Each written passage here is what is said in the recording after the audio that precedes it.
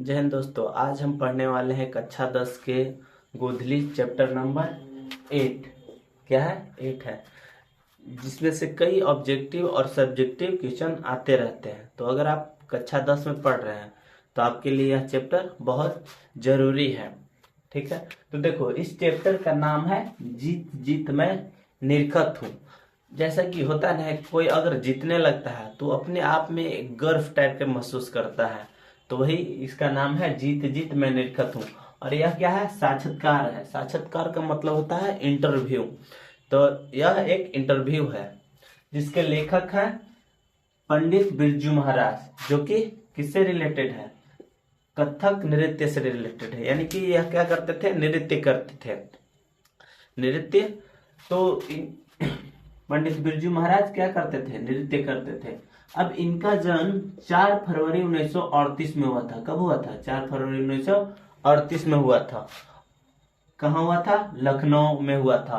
और इनका जन्म हुआ था 8 बजे, सुबह 8 बजे हुआ था। और यह अपने परिवार के आखिरी संतान थे। इनकी जो बहन थी, इसकी 3 बहनें थी। पंडित बिरजू महाराज की कितने बहनें थी? 3 बहनें थी। जो बड़ी बहन है वो बिरजू महाराज से 15 साल बड़ी है। कितने साल बड़ी है? 15 साल। और जो छोटी बहन है वो पंडित बिरजू महाराज से 8 साल बड़ी है। 8 साल बड़ी है। तो पूछेगा कि पंडित बिरजू महाराज की छोटी बहन पंडित बिरजू महाराज से कितने साल बड़ी है? तो 8 साल बड़ी है। ठीक। और ये भी पूछ सकता है कि जो पंडित बिरजू महाराज हैं वो उनकी बड़ी बहन कितने वर्ष बड़ी है? तो वो 15 वर्ष बड़ी है। ठीक है। हम आगे कहता है जब इनके जो पिताजी हैं पंडित बिरजू महाराज, तो पंडित बिरजू महाराज के पिताजी लखनऊ में 22 वर्ष तक रहे थे। कहाँ रहे थे? लखनऊ में 22 वर्ष तक रहे थे।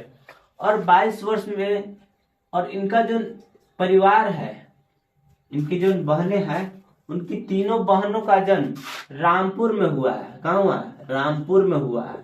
तो पूछेगा कि लखनऊ और रामपुर में क्या संबंध है? तो बताना है कि पंडित बिरजू महाराज का लखनऊ और रामपुर में काफी संबंध है, क्योंकि पंडित बिरजू महाराज का जन्म लखनऊ में हुआ था और उनकी तीनों बहनों का जन्म कहाँ हुआ था? रामपुर में हुआ था। कहाँ हुआ था? रामपुर में हुआ था। और देखो, यह कथक बिरजू महाराज के एक दूसरे के पर्यायवाची है। तो पूछेगा ना कि जो कथक है वो किसके पर्यायवाची शब्द है? तो बिरजू महाराज क्या है? पर्यायवाची शब्द है। ठीक। तो और देखो, जब ये जन्म लिए थे तो ये अपने परिवार के यानी अपने वंश के 7वें पीढ़ी के वंशज थे। तो पूछेगा कि पंडित बिरजू महाराज केवें वंश के केवें वंश में आए थे, यानी केवें वंश के पीड़ित थे? तो यह 7वें वंश के पीड़ित थे। और इनका जो शरीर है उस शरीर में दोहरा बदन है, मंझले कद का, मतलब न ज्यादा बड़ा और न ज्यादा छोटा है। और इनके चेहरे पर हल्के हल्के दाग है। किसका दाग है? चेचक का दाग है। तो पूछेगा कि किस लेखक के चेहरे पर चेचक का दाग है? तो किसके चेहरे पर चेचक का दाग है? पंडित बिरजू महाराज के। और इनके आंखें बड़ी बड़ी थी और इनका जो शरीर था वो ढीला ढाला था। ठीक। आगे देखते हैं। तो पंडित बिरजू महाराज के साथ चाचा भी काम किया करते थे। इनके पिताजी भी काम किया करते थे, इनके चाचा भी क्या काम किया करते थे? तो पंडित बिरजू महाराज के पिताजी नर्तक थे, मतलब डांस किया करते थे। तो इनको पंडित बिरजू महाराज को भी इनके पिताजी सिखा दिए थे डांस करना। उतना तो पूरा आता नहीं था, फिर भी ये सीख गए थे। और ये क्या करते थे? अपने चाचा के नाम क्या था? शंभू महाराज। शंभू महाराज नाम था। तो अपने पिता के साथ और चाचा के साथ क्या करते थे? डांस किया करते थे, नृत्य किया करते थे। तो पूछेगा कि शंभू महाराज के चाचा के क्या नाम था? तो पूछेगा कि पंडित बिरजू महाराज के चाचा का नाम क्या था? तो शंभू महाराज नाम था। ठीक। ये दोनों शंभू महाराज और पिताजी के साथ क्या करते थे? नृत्य किया करते थे और अलग अलग प्रोग्राम में जाते थे। अब क्या होता है कि एक तुरी क्या हुआ था, जब पंडित बिरजू महाराज 8 वर्ष के थे। कितने वर्ष के? 8 वर्ष के। तो इनको पहली बार पुरस्कार मिला था। तो इनके चाचा जी को इन पर काफी गर्व हुआ था। और बोलते हैं कि छोटे मियाँ तो छोटे मियाँ, बड़े मियाँ सुभान अल्लाह। मतलब कि जो बड़े मियाँ है वो तो है ही है, छोटे मियाँ भी क्या हो गए, बड़े मियाँ की तरह दिख रहे हैं, मतलब कि सीख रहे हैं। तो पूछेगा कि पंडित बिरजू महाराज को पहली पुरस्कार कितने वर्ष की आयु में मिला था, तो 8 वर्ष की आयु में मिला था। इनकी जो माता जी है और पिताजी, इनके पिताजी और माता जी, तो क्या करते हैं कि इनके पिताजी इनको क्या करते हैं, सिखाते हैं कि डांस कैसे करना। और जो इनकी माता है वो बताती थी कि डांस कैसा है कैसा नहीं है, वो कौन बताती थी, माता जी इनको बताती थी, अम्मा जिनको ये कहते थे पंडित बिरजू महाराज। तो पूछेगा कि पंडित बिरजू महाराज के गुरु कौन थे, तो गुरु कौन थे, पिताजी थे।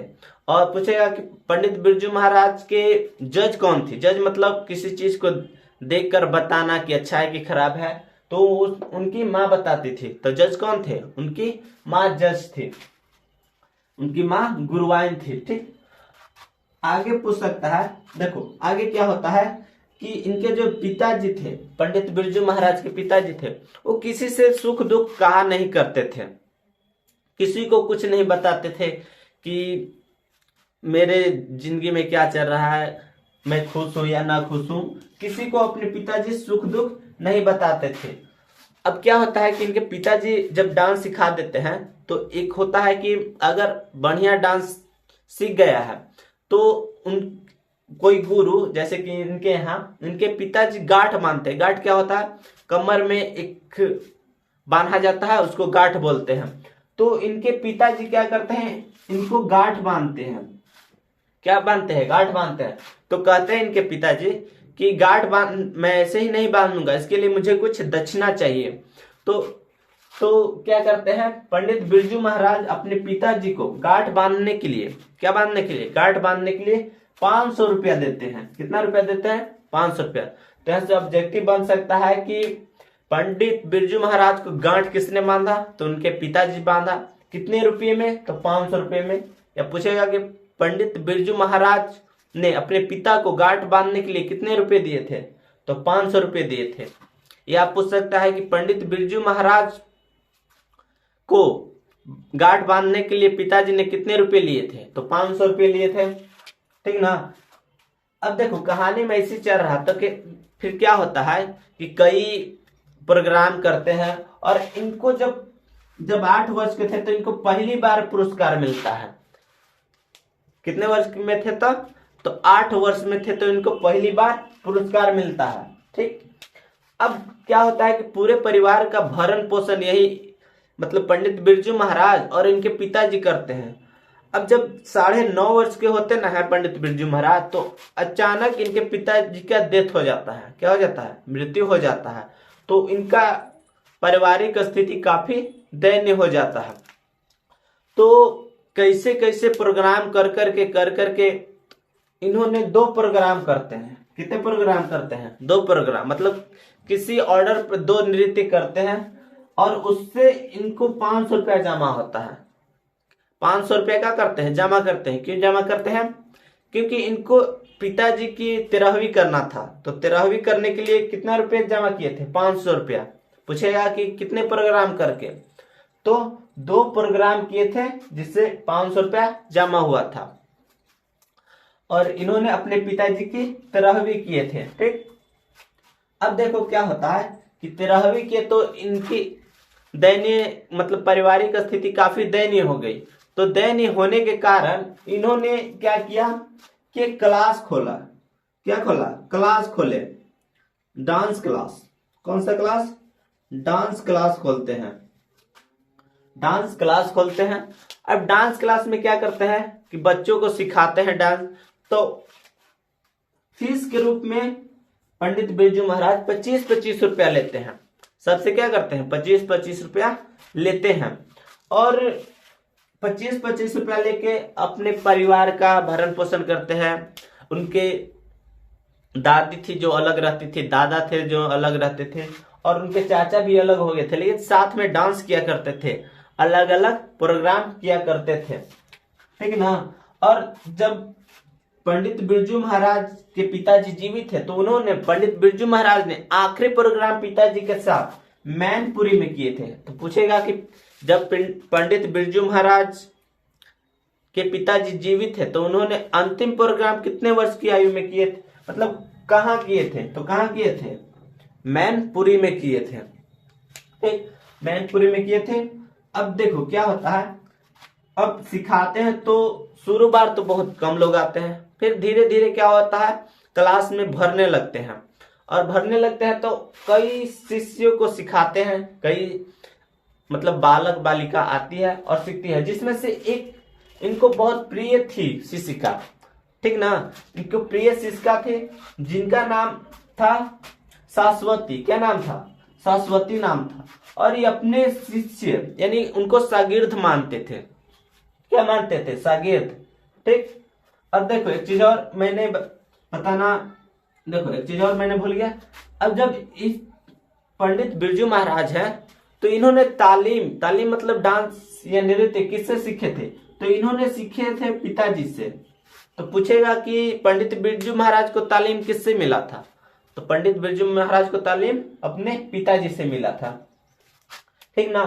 अब जब ये डांस क्लास करते थे तो उसमें से एक बहुत अच्छी डांस करना सीख गई थी जिसका नाम था शाश्वती, और पंडित बिरजू महाराज उन्हीं को शागिर्द मानते हैं। तो पूछेगा कि पंडित बिरजू महाराज के शागिर्द कौन थे, तो उनकी शिष्या शाश्वती थी और उनकी एक और शिष्या थी, नाम था रश्मि वाजपेयी।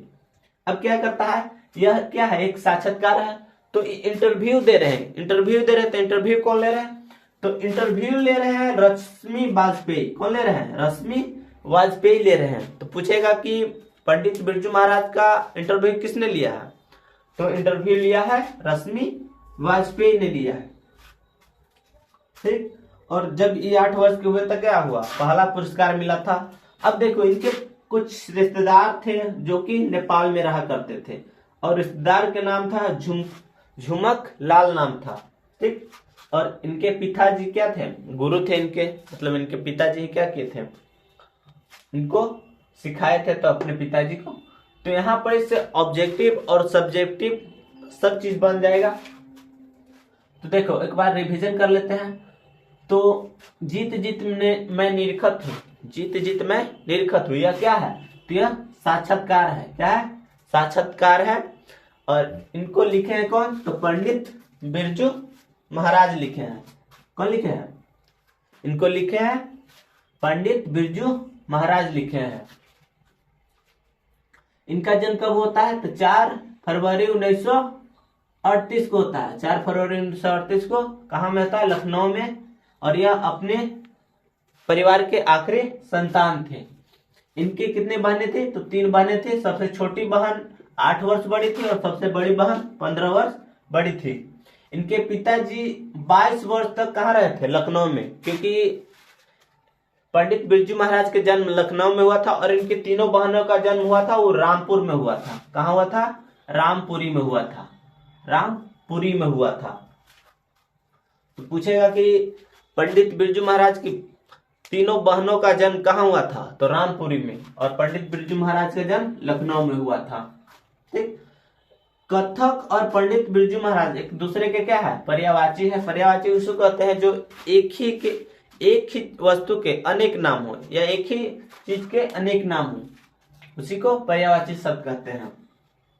पंडित बिरजू महाराज किस घराने से थे, तो लखनऊ घराने से थे और यह 7वीं पीढ़ी के वंशज थे। कौन से पीढ़ी के, 7वें पीढ़ी के वंशज थे। आगे देखते हैं। तो पंडित बिरजू महाराज का साक्षात्कार कौन ले रही है, तो रश्मि वाजपेयी ले रही है, रश्मि वाजपेयी ले रही है। बाबूजी अपना सुख दुख किसी से नहीं बताते थे। पंडित बिरजू महाराज ने तालीम किससे सीखे थे, तो अपने पिताजी से सीखे थे। और पिताजी ने क्या बांधा था, गांठ बांधा था। कितने रुपए में, 500 रुपये में गांठ बांधा था। और जब इस 9.5 वर्ष के थे तो इनके पिताजी का क्या हो जाता है, मृत्यु हो जाता है। और मृत्यु हो जाता है तो क्या करते हैं कि 2 प्रोग्राम करके, कितने प्रोग्राम, 2 प्रोग्राम करते हैं और उनसे इनको 500 रुपया जमा होता है। 500 रुपया क्या होता है, जमा होता है। और जमा के कारण अपने पिताजी के क्या करते हैं, 13वीं करते हैं, अपने पिताजी के 13वीं करते हैं और 13वीं करते हैं। ठीक, फिर पूछेगा कि जब पंडित बिरजू महाराज डांस क्लास खोलते हैं तो कितने रुपए लेते हैं, तो 25-25 रुपए लेते हैं। फिर पूछ सकता है कि पंडित बिरजू महाराज को कितने वर्ष की आयु में पहली बार पुरस्कार मिला था, तो 8 वर्ष की आयु में क्या हुआ था, पहली बार इनको पुरस्कार मिला था। और इनके पिताजी के साथ अंतिम प्रोग्राम कहाँ हुआ था, तो मैनपुरी में हुआ था। फिर पूछेगा कि पंडित बिरजू महाराज अपना शागिर्द किसे मानते थे, तो सरस्वती को मानते थे। नेपाल में पंडित बिरजू महाराज के नेपाल में जो रिश्तेदार रहते थे उनका नाम क्या था, तो झुमक लाल नाम था। आशा करते हैं यह वीडियो आपको समझ में आया होगा। ठीक, मिलते हैं अगले वीडियो में।